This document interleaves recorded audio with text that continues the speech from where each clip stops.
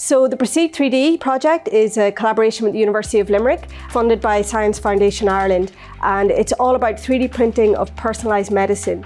Personalised medicine is all about tailoring therapy to the specific needs of the individual patient, so taking into account their age and their gender and their body mass and the fact that they might have multiple different conditions that all need treated.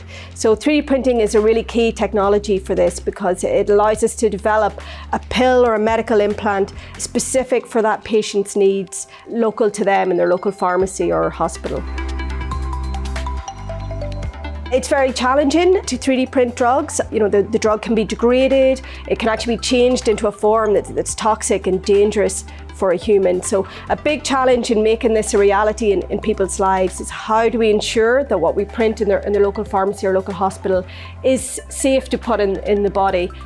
One of the key benefits is for older people. So we all know maybe an elderly person who has many different conditions to be treated, and they're maybe taking tens of different pills every day and trying to remember which pill to take when, and often there can be mistakes made, and that can result in quite severe problems for the patient.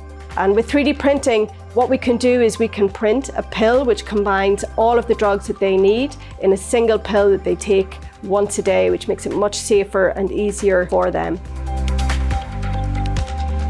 So with the Proceed 3D project, and together with my collaborators, we're developing new sensing and control technologies that can be applied to ensure that what is printed in the hospital or the pharmacy is safe and effective for the patient.